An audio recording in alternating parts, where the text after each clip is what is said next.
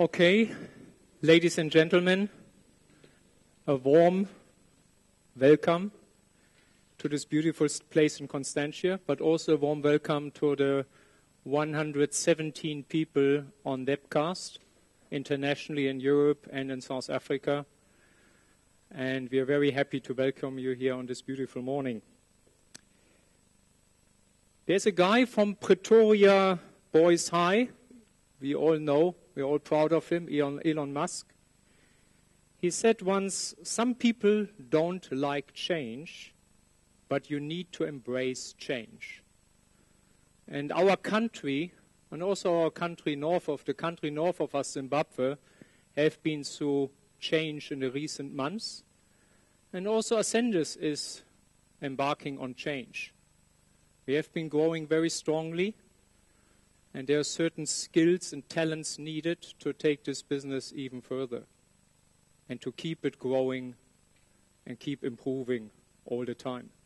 And I'm very happy to welcome, sitting with us here on stage, some of you have met him already in September, Thomas Thompson, who will join Kieron, our CFO, and me. And he is now, from today onwards, the new CEO of this business.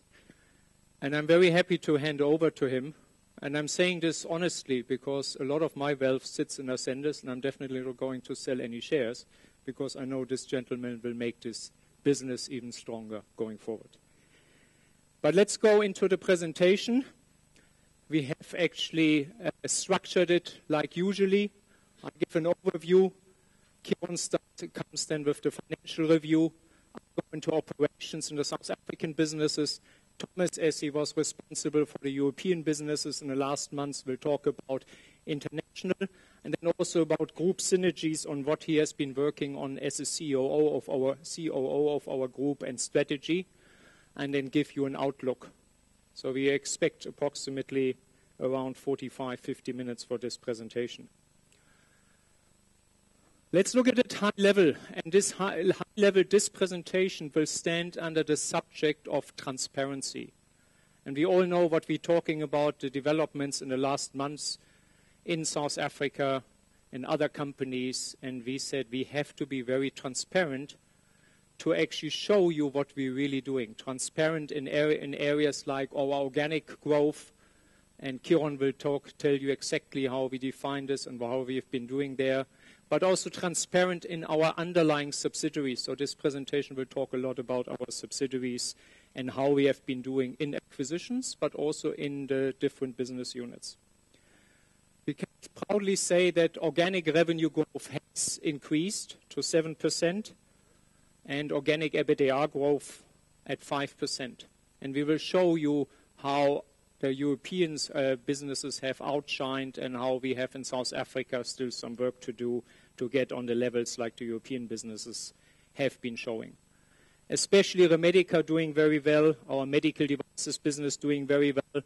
On the negative side, our sports nutrition business worldwide and in South Africa, so whey protein prices and infill rates affecting sports nutrition. But the good news is we have implemented recovery plans, and the whey protein prices are coming down currently, which will help to improve margins in this business. Talking about margins, what is most important? Of course, earnings per share. And earnings per share, 24% growth to 52.8 cents in this reporting period of 6 months. New acquisitions we had last year in our financial year of 2017. Sunwave and Zippler, both going very strongly, high double digits, and I will show you the numbers actually to these businesses, or Thomas will show actually the Sunwave acquisition. And further on, it's not only sales, it's not only profits, it's also your debt and your balance sheet, and we have actually improved our balance sheet by 1.1 billion rand, strengthened the balance sheet, and Kieron will also talk about this, looking at the details of the financials. Business structured. Now we have on the revenue side 50% coming from the PharmaMed division and 61% of EBITDA coming from the PharmaMed division. These numbers exclude head office costs, and we have always shown them like this.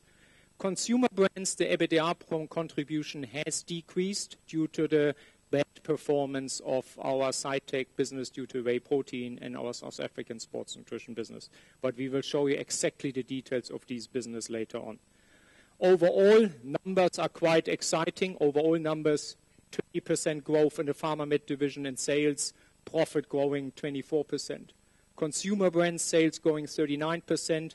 There you see the problem with sports nutrition, mainly whey protein, which is the biggest part why consumer brands didn't increase their EBITDA like the revenues. And Phytovet, as usual, EBITDA growth stronger than sales growth, so the EBITDA margin in that division could be improved again. We look actually at the performance over the last years, quite a compelling story. We measure our business on normalized HEPS, but you can also see here on this graph the HEPS development. So HEPS 16% on the CAGR over the last 4 years, and NHEPS 23% growth. Revenue growth 56% over 4 years, and EBITDA growth 59% over 4 years. So quite compelling numbers, and of course, like usually, the devil is in the detail, and this presentation will go a lot in the details to show you exactly where our problems are, what we have addressed in the problems, and where we actually see recovery already happening, or what are the plans, and where also we're going strongly, and where we can be very proud of. Would like to hand over to Kiron, that he takes you through the financial numbers. Thank you, Carsten, and good morning, ladies and gentlemen. A lot of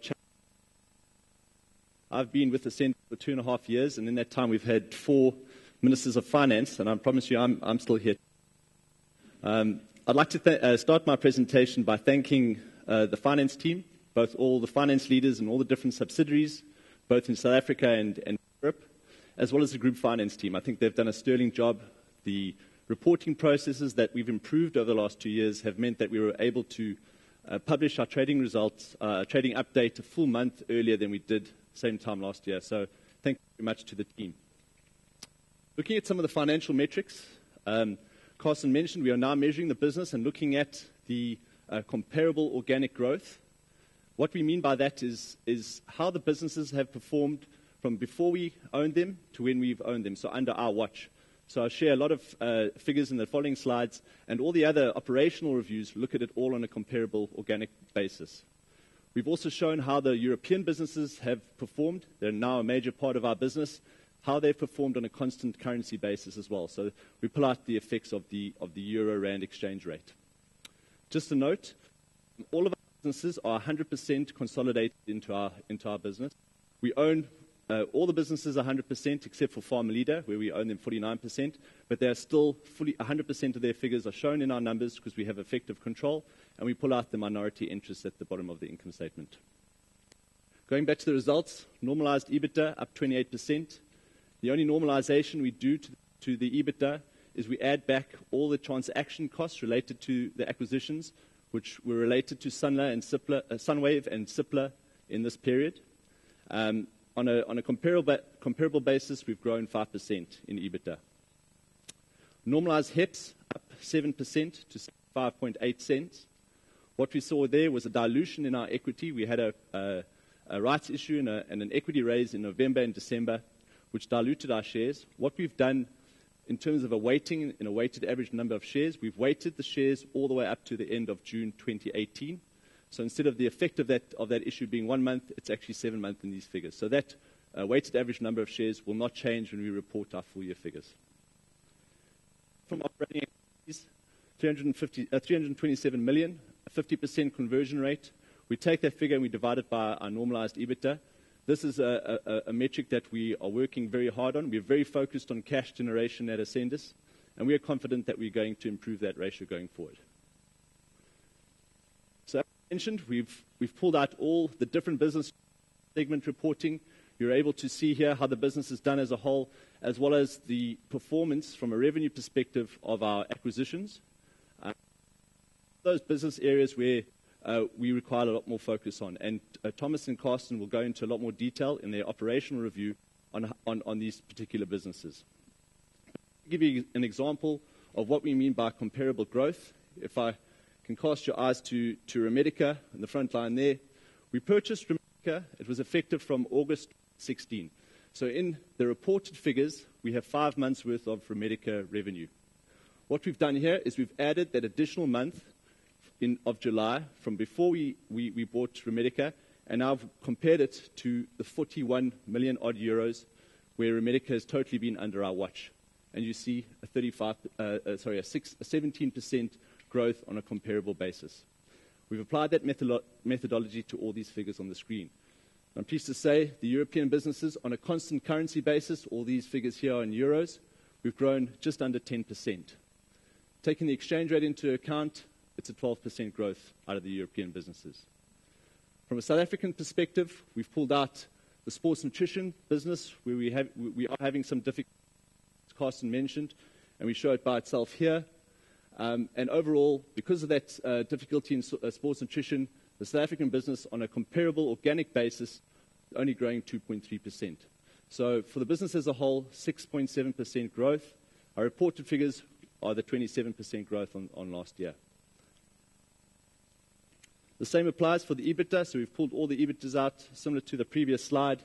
Again, very strong EBITDA growth from our European businesses on a constant currency basis, just under 12%, and that's in a very low inflationary environment. 14.4% when we convert it into rands. Fortunately, the South African businesses, the Pharma Med division, on a comparable basis, doing 4.1%. Other consumer brands, 8%, dragged down by the sports nutrition performance, so that business going backwards on a comparable organic basis. Overall, business still growing at 5% on a comparable organic basis. Looking at our income statement, just want to direct you to the gross profit margin. We've seen a very pleasing increase from 42.6% to 44.2%. And that's despite the challenges we faced, all that increase in the whey protein costs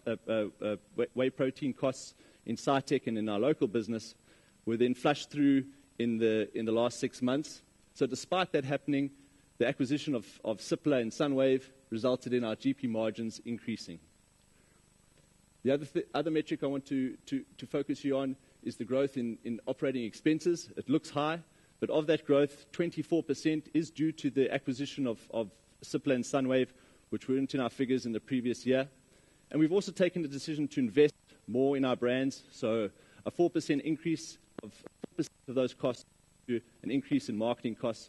And we've seen that translate quite nicely in our growth in those businesses that we've invested in. This slide here attempts to reconcile the difference between our and our normalized headline earnings. So as I said, if we look at the EBITDA figures, the difference between the 624 that's reported and the 653 is the 30-odd million rand that we add back related to the transaction costs and some restructuring costs that we had during 6 months. So that gets us to 653 million. We add back the amortization of our intangible assets, as we believe that this is a non-cash flow impact and a pure accounting charge. This is a consistent treatment that we've always had. So it gets us to an operating profit of 602 million rand. Profit after tax, 353 million. That's grown on a comparable basis versus last year. And we say that we have restated figures. The only restatement that we've done on the last was the discontinued operations. So in June 2017, we announced that we were optimizing our South African manufacturing capabilities, effort to reduce overall fixed costs in those businesses. That project is still underway, and we just had to restate because of that effect. And as you see in the comparative, we lost about 3 million rand from that operation. That increased in the current period to 29. So the impact of that was about 6.2 cents per share. Ascendis is very focused on cash generation. As you saw in this current period, not a good performance by our standards and our targets, 50.1% cash conversion. The bulk of that is because of an increase in working capital.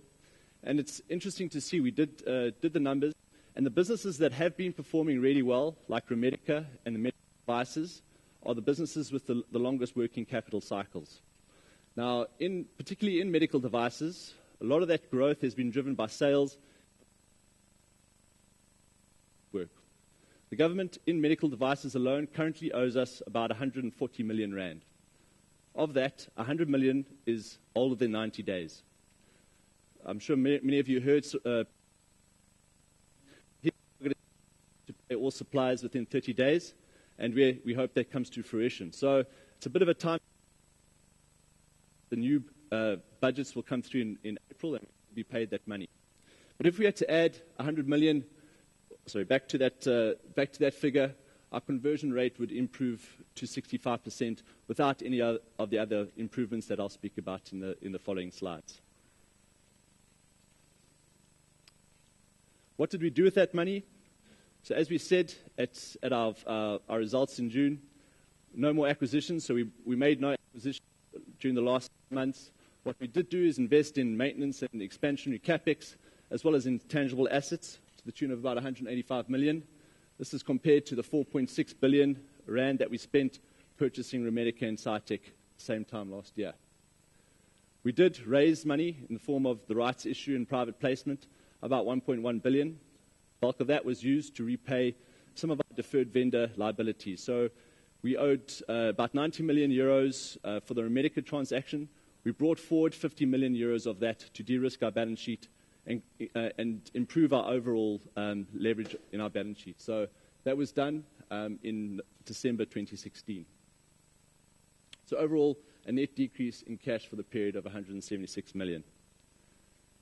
Delving a little bit deeper into the working capital days, as you can see here, I broke it up into the 3 different working capital classifications. Looking at our inventory, from an inventory days point of view, we've remained fairly static versus our full year 2017. Saying that, we are aware that we had to build up a lot of stock to service some of our medical devices tenders that are coming up, as well as build up a little bit of stock in our Fighter Vet division. There's some issues with supply coming out of China because of the emissions there, so we built up a little bit of stock so we wouldn't be interrupted. Actions to improve. We've targeted 120 days inventory across the group.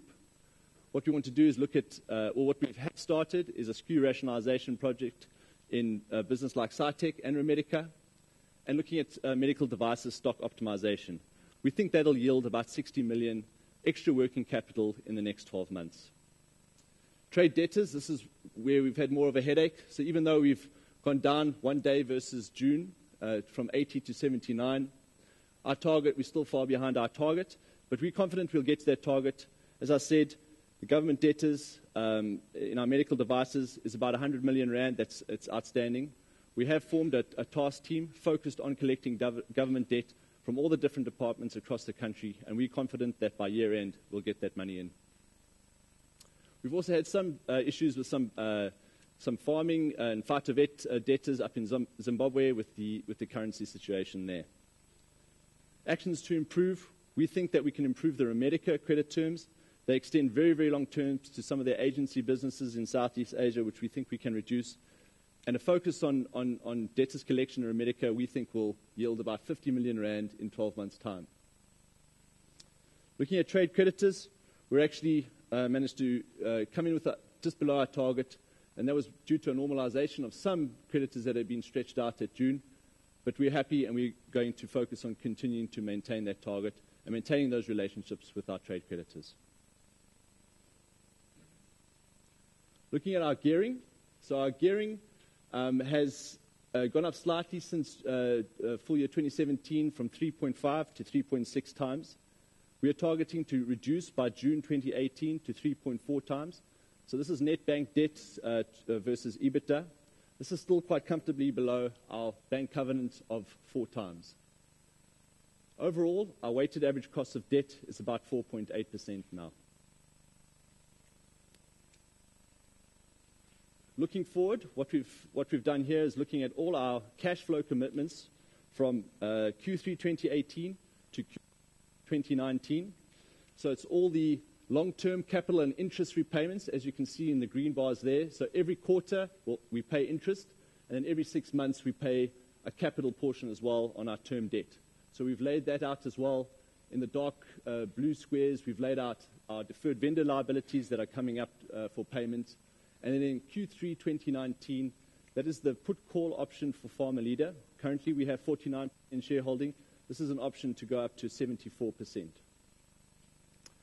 So what I've done here is taken the normalized EBITDA of 653 million, multiplied it by 2 to get an annualized figure of 1.3 billion, and applied what our debt would look like and what our gearing would be as we pay down this debt. So we're targeting to go from 3.6 times to 3.1 times net bank debt to EBITDA gearing by Q4 2019. How are we going to do that? As I said, we've got a cash conversion target of 75%, and that will be achieved by more efficient inventory levels and better debtors collection. Again, we want to reiterate we have no new acquisitions planned in the next 12 months. And that's everything from my side. I'd like to hand back over to Carsten. Thank you very much.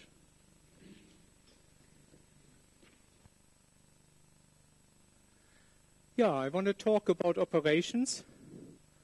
In case you ask, this is Thomas? No, it's not. So I want to take you through now the operational slides of our South African performance.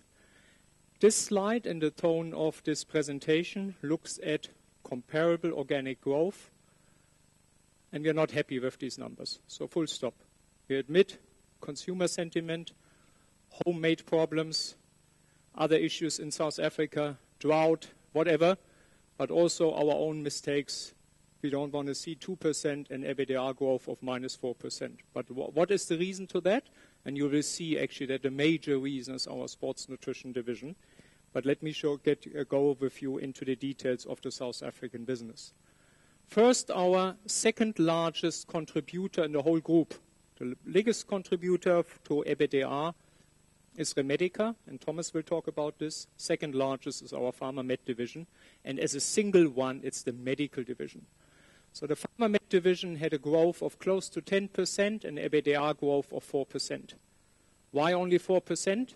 Now in the medical division that is better, but in the pharma division we had some foreign exchange impacts. Even if you hedge your business, it costs money hedging. Also the rand fluctuated. So if it fluctuates, of course, you have some forex effects which impacted the pharma division. We're very happy to say we have a new leadership for 1 year in the pharma division, and they've put a lot of changes in focusing the business, getting up new business units new products into the market, restructuring a bit, and that is on a good track. The medical division, the business model has an intensive cash cycle. Kiron mentioned actually higher debt levels with government, but also inventory levels in medical devices. You can imagine if you import machines from Japan or from England, these machines are in your books longer than if you produce something in South Africa and put it into the retail sector. So as medical devices have been doing long and their average working capital cycle is longer, we weren't so happy on their cash conversion, but we were very happy on their sales and EBITDA growth. Priorities for the next 6 months, ongoing integration of the 3 underlying business units in medical, which will extract even better margins and synergies out of this consolidation project. And in pharma is actually enhancing margins via a focused production. We talked about closing down 1 production. Kiron mentioned it earlier, and that will also improve actually margins in the pharma business, and we will launch some new products in new channels.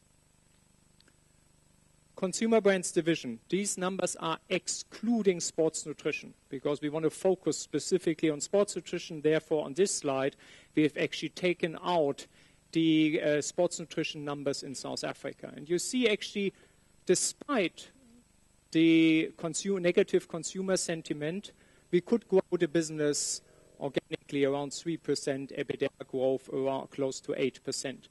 So our strongest brand, for example, Solal, is growing actually double digit.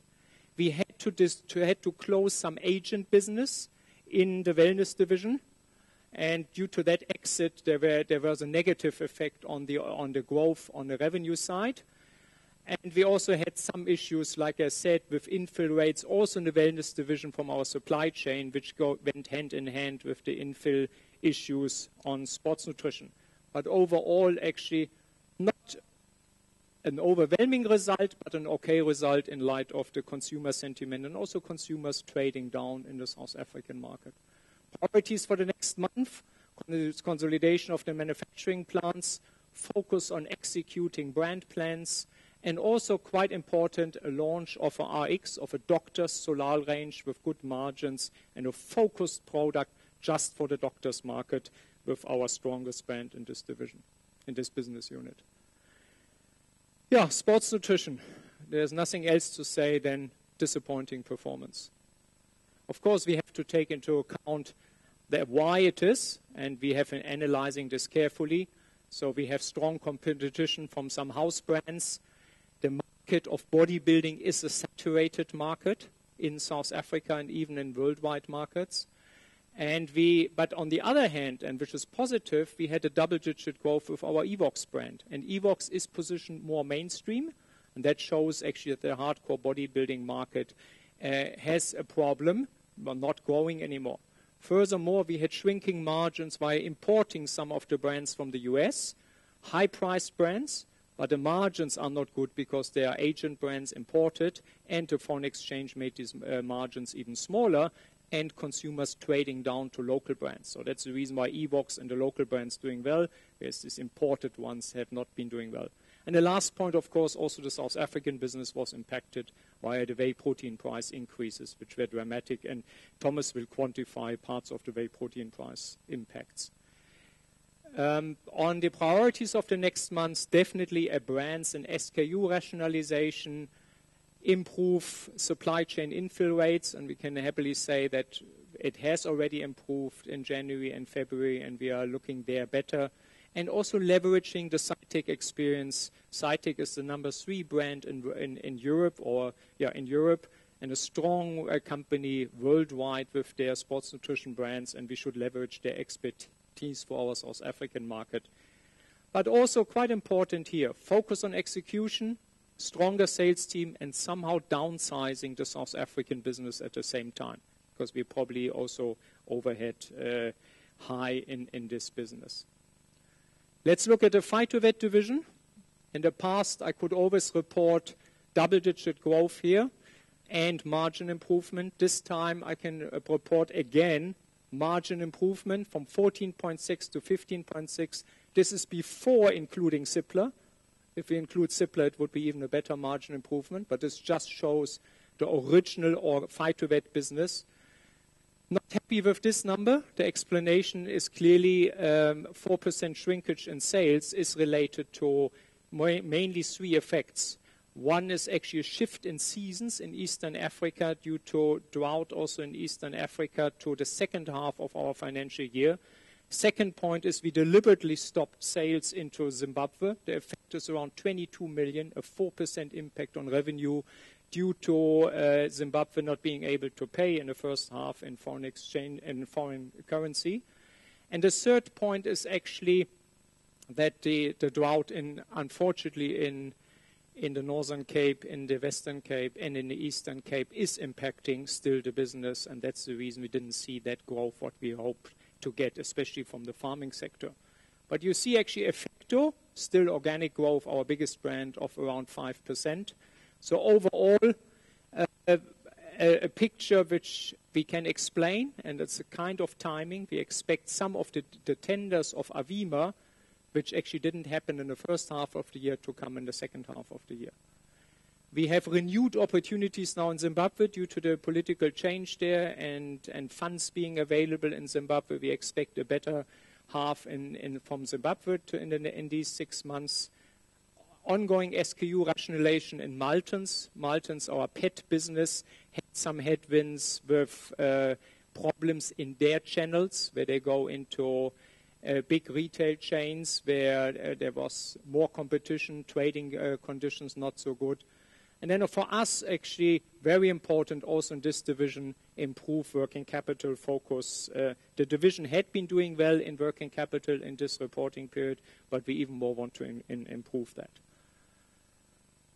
Like I said, transparency is important. Whenever we bought businesses in the past, we always showed only the take on P&L and balance sheet or the take on total PET and not more details. Now this shows you actually the performance of the acquired business of Cipla Vet, so for the companion animals, and Cipla Agrimed for the production animals. This business came on board in June 2017, so we have it 6 months in our numbers, and we compare the numbers, like Kieron said earlier, to their management accounts 6 months before. And that business showed a very nice improvement of 18% in sales and 12.4% in EBITDA, ahead of our internal calculations, ahead of our budget, what we expected from this business. Why is that? They could maintain their leading positions in key therapy areas, and the integration in the Phytovet division works very well. Remember, Phytovet division, approximately 15% EBITDA margin. This 20% EBITDA margin will help to improve further if it's 12 months integrated, and this is not integrated in the number I showed you before, help to improve the EBITDA margin of the whole Phytovet division. Going forward, very exciting. We will keep our strong growth momentum, launch new segments in animal vaccines, good margin business, and also we have some fast-track registrations in Uganda going on at the moment to fight the blue tick crisis there. And we also expect manufacturing synergies with Chiron, the little bolt-on acquisition, which is still on track to close for March this year, which will help actually to improve margins in this business further and find synergies with the Cipla business. Yeah, this so much to South Africa. The last point to South Africa, very important. We reported of Cliff Sampson retiring this year. He is hitting the critical threshold of 60 years, and he always wanted to retire at 60 years. I'm very happy to say that we are in the final round of interviews. Nominations committee and the board are interviewing our last 3 candidates on that, and we will probably have their news to the market in the next 4 to 6 weeks for the new MD for the South African business. And as I said earlier on, most important, of course, the change on the CEO side, and Thomas taking over 1st of March 2018. And if you look at his background, very well-known names like Johnson & Johnson, Consumer Health, Reckitt Benckiser, a very strong marketing-focused company, Novartis Consumer Healthcare. So Thomas brings a lot of focus on brand architecture, on marketing with him. But also, very important in the phase Ascendis is now, he brings with some private equity experience and big listed companies in Europe, where he was on the board as a non-executive director on consumer healthcare, pharmaceutical sector, and some companies also executive positions on the board. So this combination of Thomas will really help us to make us stronger. And the next months we will have the transition period. We are fully aligned. We spent the night together in this hotel. We run together in the morning, and we run this business also together. So please, over to Thomas, to the international part. Huh? Good morning, everybody. Thank you. So, first of all, I'm very delighted, very excited about my new opportunity, and I would like to thank John and the board for showing confidence in my abilities and leadership, and looking forward to take Ascendis to the next level in the coming years. And as Carsten said, I'm sure we're going to have a very smooth transition. We've been working very well together for the first 6 months, at least I have been here. So we're ready to do a smooth transition over the next few months. So I wanted to give you, first of all, an overview of the international business in terms of Europe. And also want to give you a few insights to how we have been focusing in Europe in the first 6 months, and also how we're going to focus in the next 6 months before I go into the individual portfolio companies. So there's 4 areas of focus. The first one is really about global value creation. How can we leverage some of the synergies between Europe and South Africa?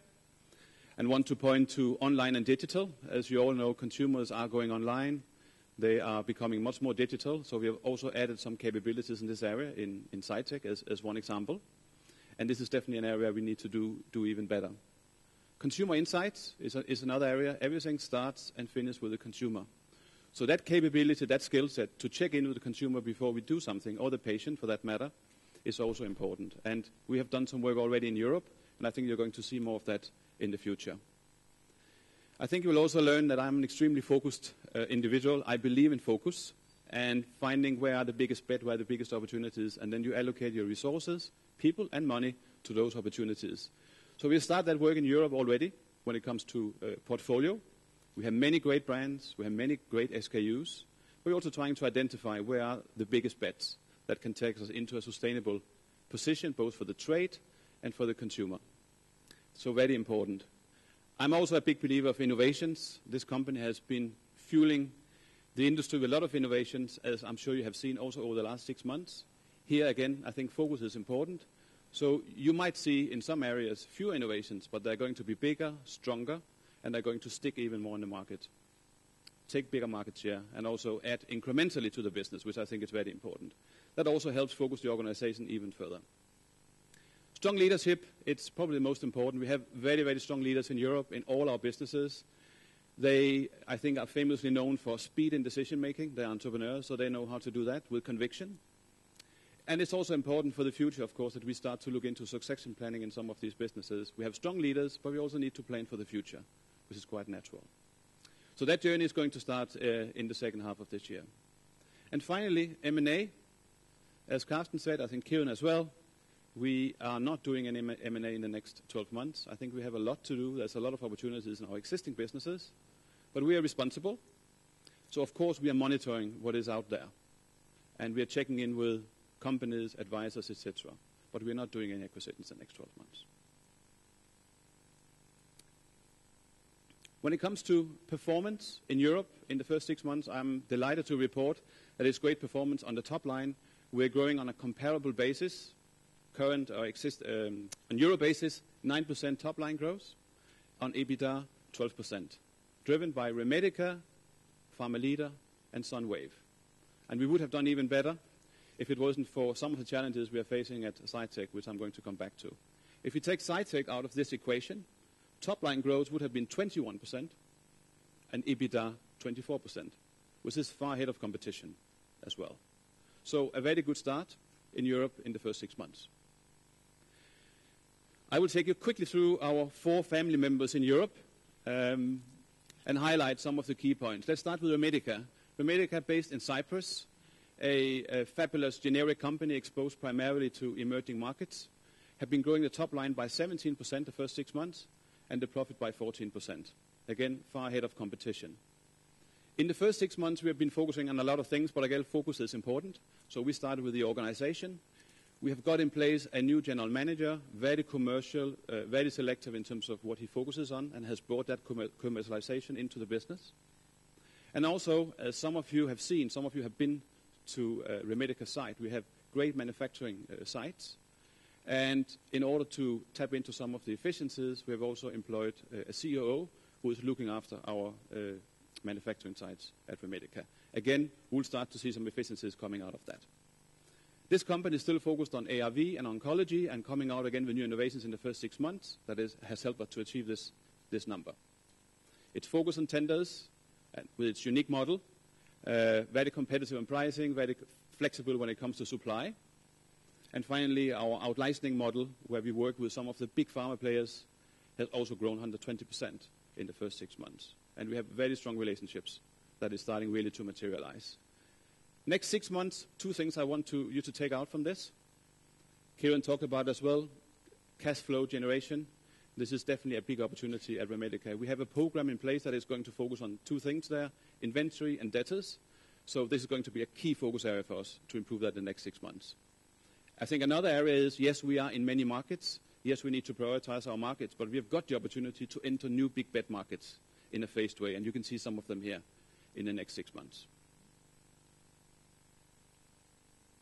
Sunwave, our latest family member addition.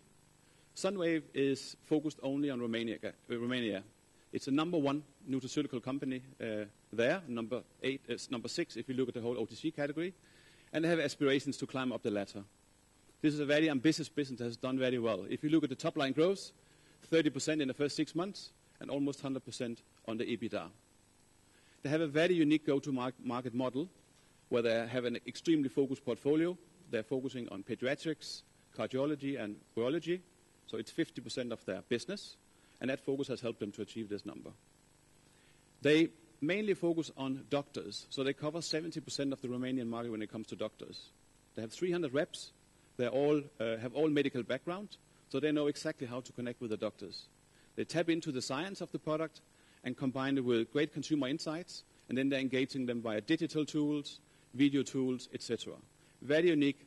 It's a very oiled machine, very impressive machine. So that has been some of the achievements in the first 6 months.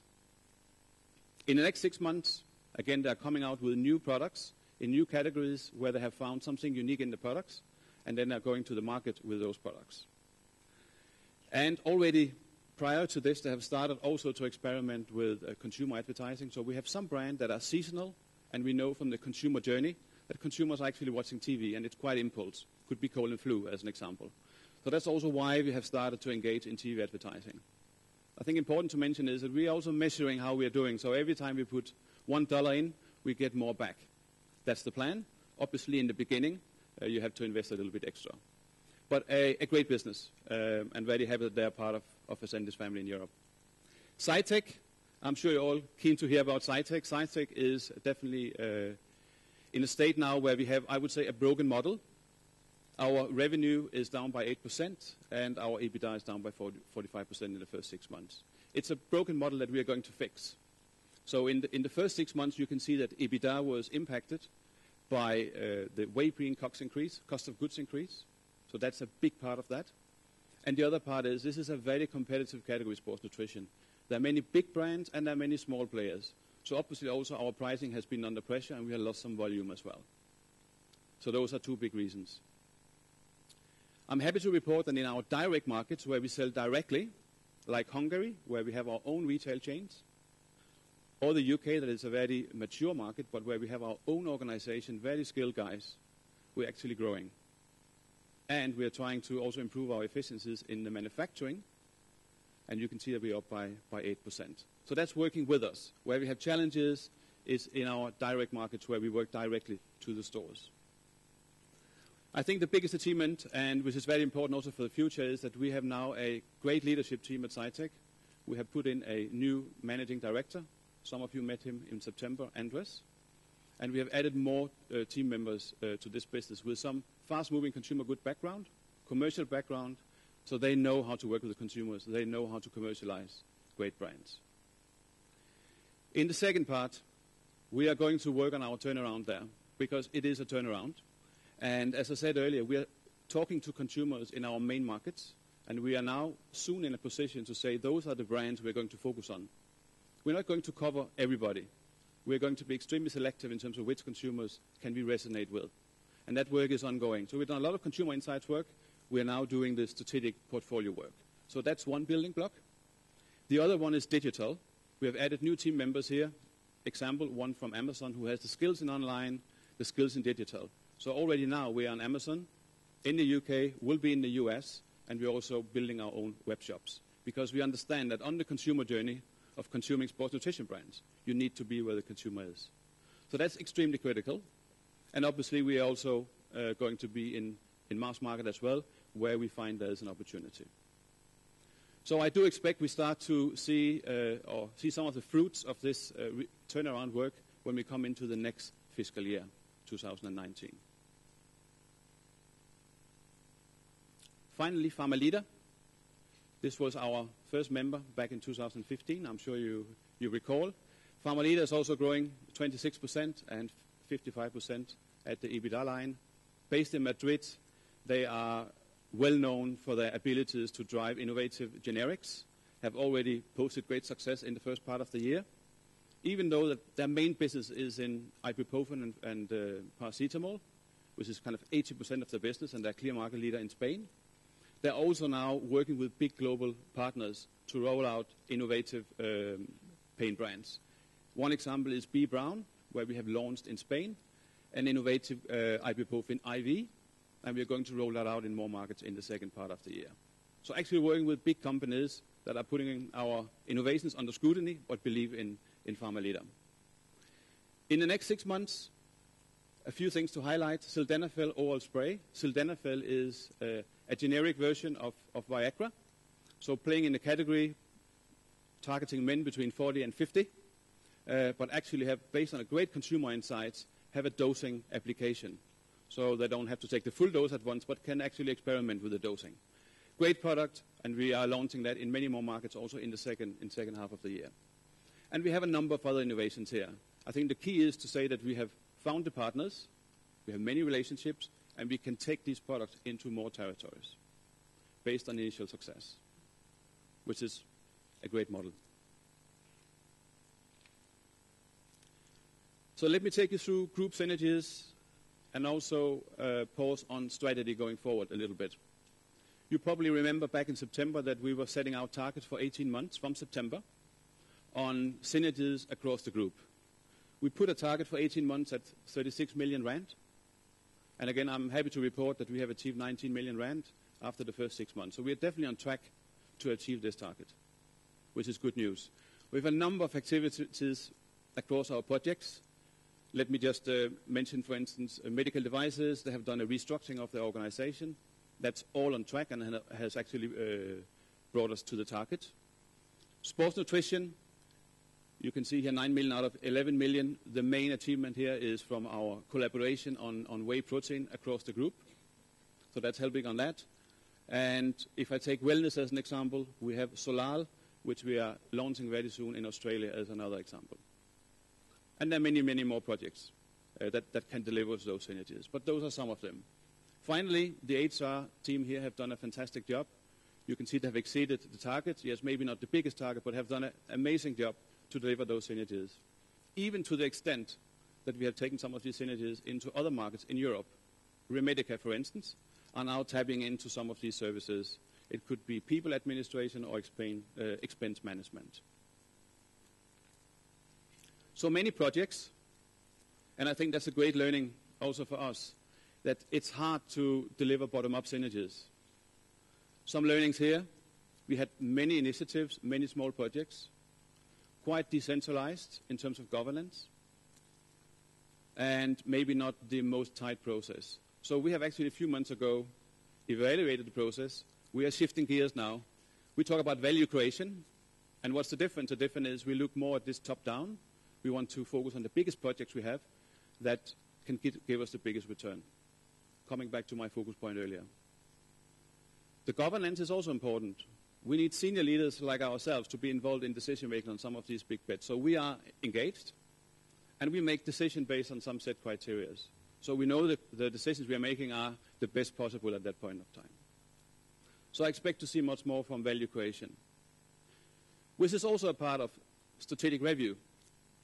So as you have seen from the announcement, we have undertaken a review of the business, which I think is quite normal. You do that once in a while. Just take stock of where you are and make sure that you have a right growth path for the future. And why have we done that? Yes, we had many great acquisitions, in the past with great scale, and you have seen the results. But we also know in some parts of the business we would like to grow even faster and tap into the organic growth these businesses deserve. So it's good to assess that as well. And I think it's a golden opportunity for us to find the right market position, be a little bit more clear on how we're positioning ourselves, both internally and externally. So that's what we're going to go through. So we expect to have a clear strategy. We expect to have a portfolio strategy that is informing us more where the biggest opportunities are. So refining from where we are. And I guess also some of our divisions and businesses is going to be refined in terms of their focuses. Output as well will have an impact on implications, I think, on operations and how we go to market in some areas, and we'll come up with a high-level plan. The promise is that we will have a view on this in June, so in a few months from now. So we are working on it 24/7 at the moment. We have engaged an external consultancy to help us. But also I think it's important to say that we are engaging our senior leaders and employees at Ascendis, so they are also feeding into this process, because they have a lot of skills, a lot of knowledge, a lot of expertise, a lot of insight. So they're part of this. So, outlook. Not much new to report when it comes to targets. We believe in the targets for the next 6 months. So the targets are here, and I think you can see for yourself. Those are the targets we're sticking to, the targets we reported back in September. And how are we going to deliver on those targets? As I said, many things are going on, but I want to highlight 6 areas. I think very importantly is that Carsten and I are doing a smooth transition, and that we can promise we will. And also, of course, that we find a great successor for Clip Samson here in South Africa. We will deliver on our value creation targets, and we are also, I'm sure, going to identify more as we move forward based on the new model. No new acquisitions. I think we have said it enough. I think you got the message. We will not do that. Why? Because we need to embed what we have. We have great businesses. You have seen already today. We can get even more out of these businesses, both today and for the long run. So that's very clear. Cytec turnaround, it's one of our biggest strategic priorities. You have seen the reasons why. And I'm personally going to be very involved with the team there to make sure that's going to happen. Cash generation, another big area. I think Kieran very transparently showed you all the issues, all the actions. We have a program that we're just launching now across the group. And finally, the strategic review.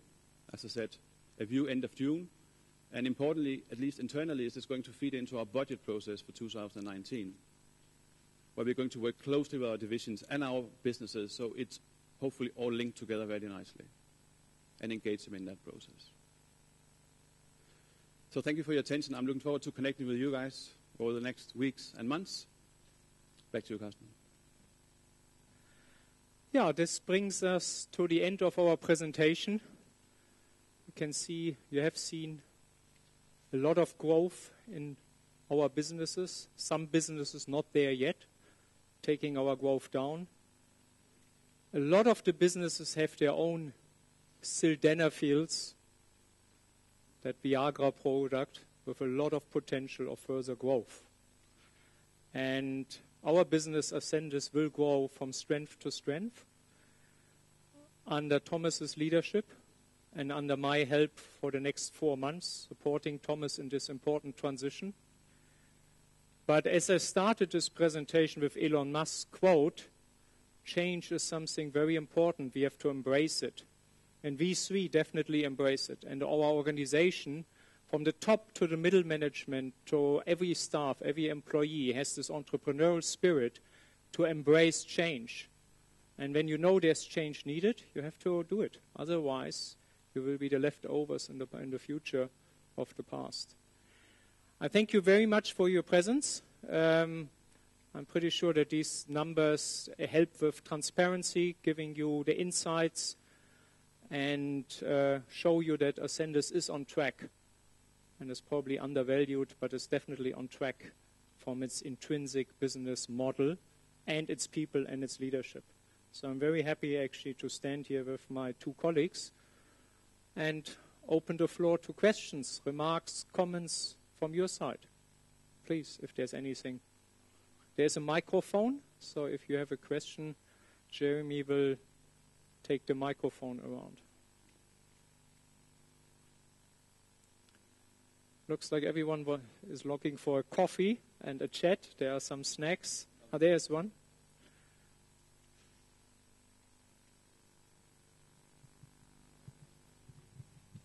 Hi guys. Just wanted to ask a question on the whey protein price. Can you give us just some idea of average prices for this half compared to last half? And I remember you talking about some sort of hedging and how the hedging has impacted the price, and where you see prices coming through in the second half and next year.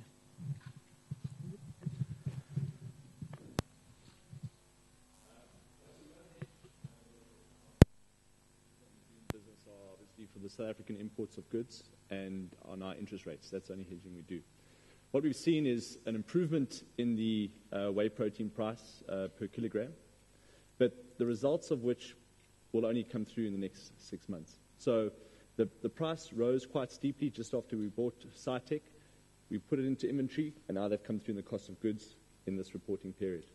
So we've seen, on an average, probably improvement between €1.50 and €2 from the highs that we had when we just bought Cytec. So that whey protein price has come down quite substantially, and we expect that to realize now in the next 6 months going forward. And from a quantitative point of view, Thomas has shown that 5.3 million euros EBITDA, 76% of that EBITDA drop you can allocate to whey protein price, and 23% to quantity, but that quantity is indirectly also related to the whey protein price because you can't give any more the discounts you used to do, and you lose out to, let's say, aggressive price models of other people. So a big part of that is somewhat directly, 76%, and indirectly 23% related to whey protein. Any further questions?